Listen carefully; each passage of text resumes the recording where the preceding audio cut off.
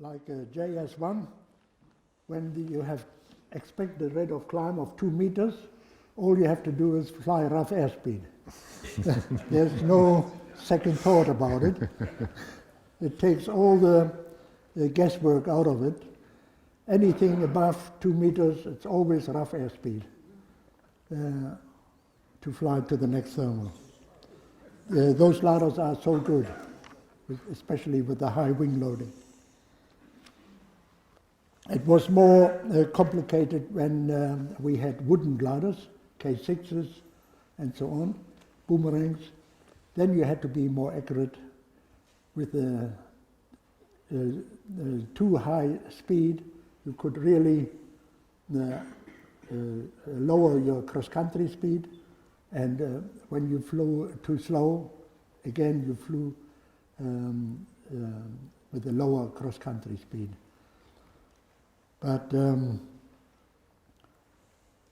with the block speeds, you could avoid that.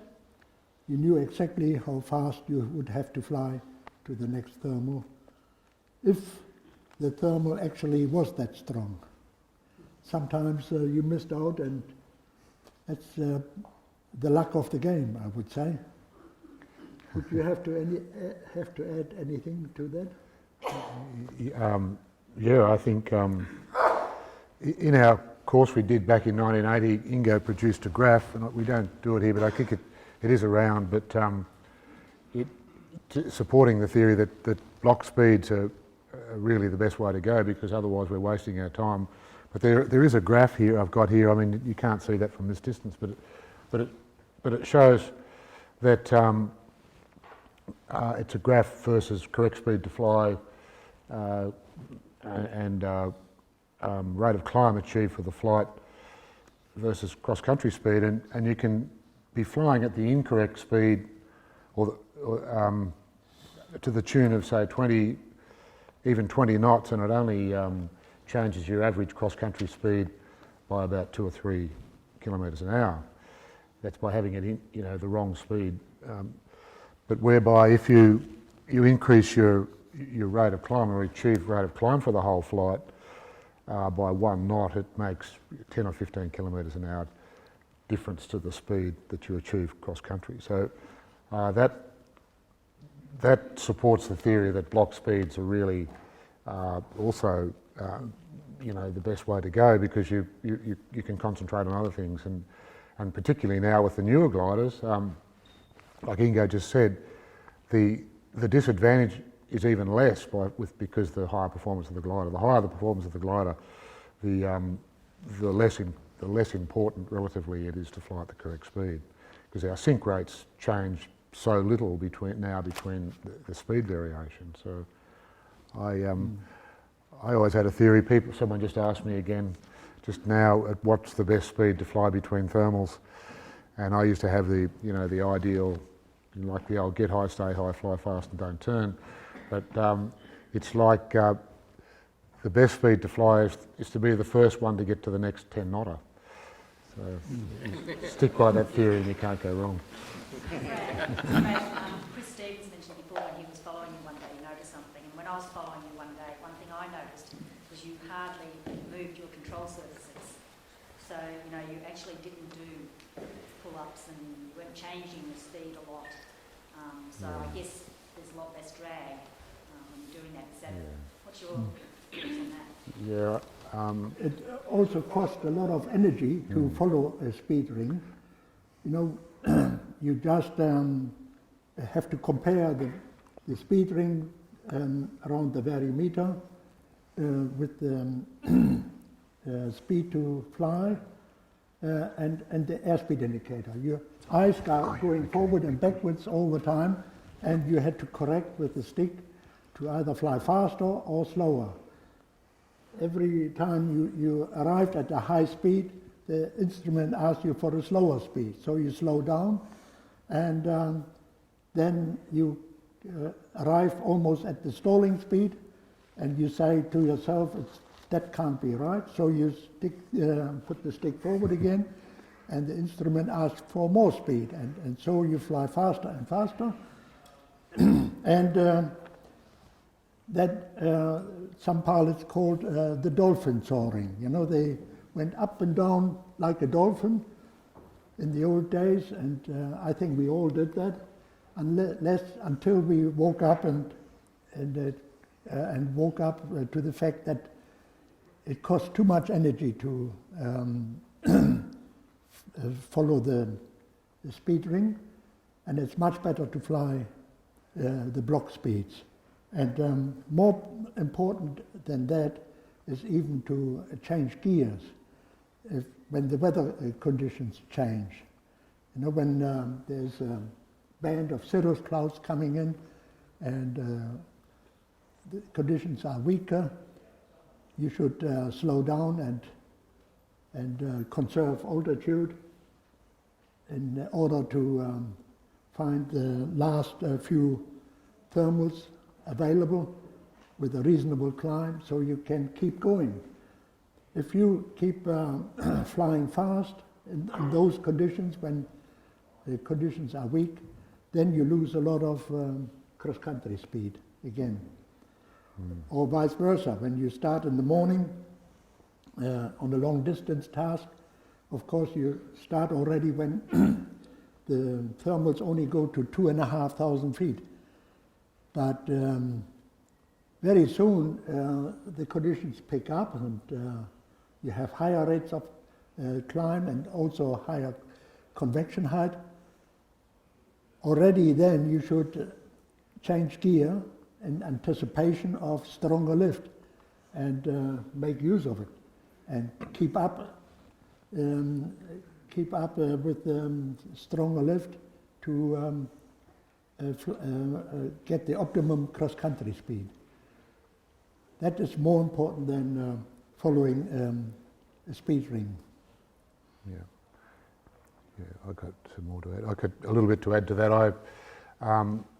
At our course again in 1980, we talked a lot about the dolphining versus flying straight and flying block streets, and in those days there was also a little bit of talk about.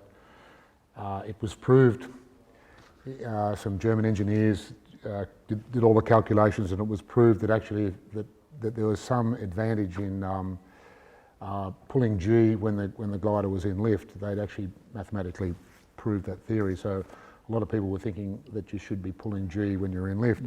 But we talked about this a lot, and I've since been thinking about it over the years, and I definitely fly straight, like a lot more like Lisa was saying.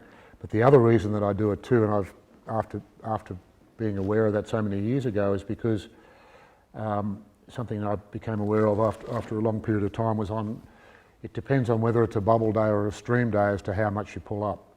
And I, like many of us back in the old days, would be flying on a bubble day with the days where there's, say, strong wind and there's thermals coming off in short bubbles, and we've all done it. We'll be flying along, we'll pull up and slow down in what we just saw, 5 metre or a 6 knot gust or something like that, and we'll do a turn and it's gone. And say, well, you know, and you come back and bashing yourself to death saying, what have I been doing wrong? Every time I pulled up today, I turned the wrong way or the lift wasn't there. And one day the penny dropped for me as to what was actually going on. And as the performance of the gliders got greater and greater, and on a bubble day we were actually pulling up through and out the top of the thermal. And so we'd throw a turn and there'd be nothing there. And to prove that theory, I started saying, well, I'll just stay here and see what happens. And then sure enough, on those bubble days, you stay there and you'll do a turn. The next thing is that 5 knot gust or whatever it was there. We'd actually pulled up through the top of the thermal. And so I found also that, so I don't pull up very much, because what you do is if you're pulling up in strong gusts, especially on those particular days, you'll pull up out through the top of the thermal, and then the big problem is, the big penalty is that you're actually then trying to accelerate the glider in the sink and not in the lift. And that's, we were talking about in those days too, the worst thing you can do. It's quite okay to do it if you get it right. There is a slight advantage in the dolphin soaring technique, but the penalty is much greater for getting it wrong, and the chances are much greater for getting it wrong, because you'll end up pushing over in the sink and not pulling up in the lift. So it's one thing I've tried, and then so from there on it supports the theory to fly more or less at a constant speed and only vary it slightly during the glide. Yeah. And when you start leaving a thermal, you should make a plan for your height band. Height bands are quite important. You choose a height band for yourself and to work in. And just to give you a rule of thumb, maybe half the height between cloud base and the ground it should be your height band. Then you can be almost assured of another strong thermal. If you leave the height band lower down, then you're taking risks of getting bogged down and starting to grovel, and then you have to look for a weak thermal just to get you back into the height band, and that costs a lot of time. And your cross-country speed will come down tremendously. It's better to stay within the height band and to use strong lift. And I even go to the extreme when I leave a thermal, say at 6,000 feet, and my height band is down to 3,000 feet, then at 5,500 feet I meet a strong thermal. I always take it. Because for your cross-country flight, say 300 kilometers, you need an X amount of height to complete it. And it doesn't matter where you take your height. With the 500 feet from 5,500 to 6,000, or do you wait until you come down to 3,000? It doesn't really matter. It's a sum of height you need to complete your 300 kilometer flight. And it's better to take a good strong thermal while you get it, or then waiting until you're down to 3,000 feet, and then you might have to take a weaker thermal just to stay in the height band. I don't know what your thoughts are on that. Yeah, absolutely, and that's supported by the graph as well. You know that the stronger the lift that you use makes the biggest impact on the cross-country speed you achieve. So very important to make sure you don't have to use that weak thermal around the task at all. Because that's going to decrease your the average rate of climb for the whole flight significantly. Yeah, I don't know whether you like to talk about selecting a pathway through the air and meteorological navigation. Yeah. It's up your sleeve, yeah. Okay. As we talked about that before, we from our little list of priorities identified that as being our pathway through the air, or our meteorological navigation, as being the most important factor in achieving the best result in our cross-country speed. And so consequently I spent a lot of energy on trying to do that the best as possible. I think we probably all do that, but even to the point of trying to keep those models of thermals and models of thermals on particular days with how strong the wind is, whether it's increasing with height or whether it's a bubble or a stream day, but using all of those bits of information that we've learned over the years to try and create a model for the particular day that we're flying on, and then to try and fly the flight so that we can line up our path through the air in the best air that we can for the whole flight. And that's as we all know, it's a very, very complex and difficult thing to achieve. But certainly, if you're concentrating on trying to achieve that, you're going to achieve at least some of it. So I think it did make a big difference that And we know that it does make a big difference if you can do it, but it also does make a big difference if you really try, even though you think you're not getting there. But if you fly the right path through the air and you eventually start getting better at it and looking at the wave pattern over the top and understanding what this day is like today compared to another day, you'll start to almost, without thinking it, turn the right way when you feel that there's lift or feel the bumps and this sort of thing. And with a lot of experience and a lot of flying, you'll almost intuitively start flying a better path through the air. I know I fly a lot by using my wingtips, so I tend to choose gliders that give me lots of feedback. Just by, if the wing comes up, I'll always turn in that direction. I use that technique constantly to adjust my path through the air, and also to give me some clues as to where the best lift might be, or as to whether I'm flying. For instance, if I'm flying underneath a cloud and I'm getting indications left or right underneath the wing, I'll adjust the flight path to try and optimise your path underneath the best part of the cloud as well. So no doubt, if you can reduce the number of thermals that you need to get round the course by flying in better air, you're saving time. I think that's still, in my view, the most important thing to do. Difficult to do, but most important. Yeah. Ingo could probably is the master at that as well, and maybe he can help. I try very hard, but like you do, but doesn't always work. No. You must keep in mind that you have a beautiful cloud street, a beautiful looking cloud street, and one that is just developing adjacent to this one. Chances are that this beautiful looking cloud street is dying, and this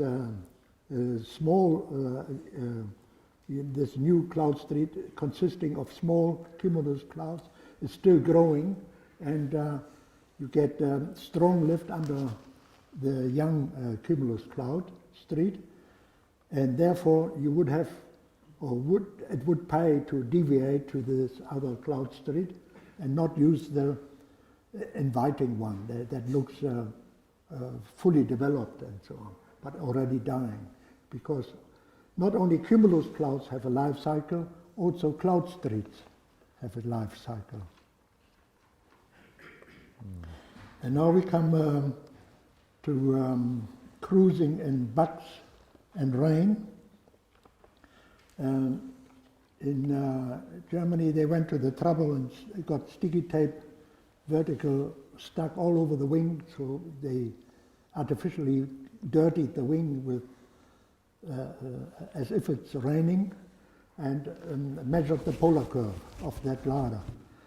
And when the normal polar curve is nice flat one, and we draw tangent lines to the polar curve to find out the speed to fly, the rain polar curve is much further down, of course, because of all the drag, but it's not only that, it's pointed to a spike, and then it goes vertical down again. It's only one speed to fly, which keeps it simple again.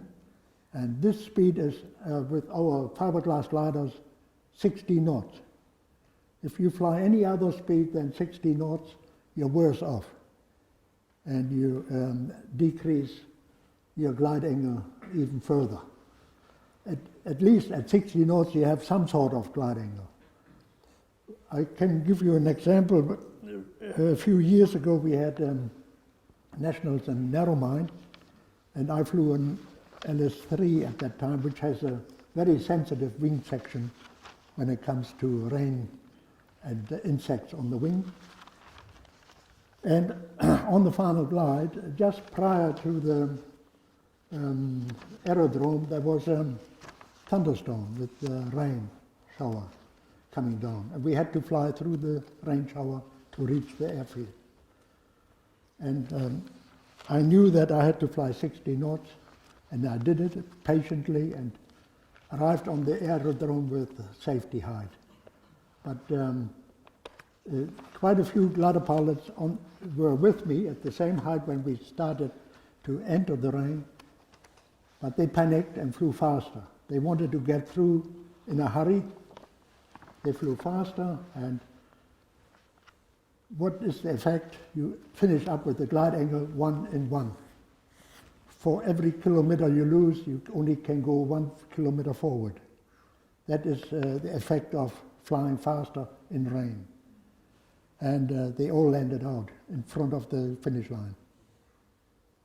So that was a practical explanation of the rain polar curve. When you're flying that slow, do you still maintain the same amount of water, or are you dumping water? No, you dump the water here.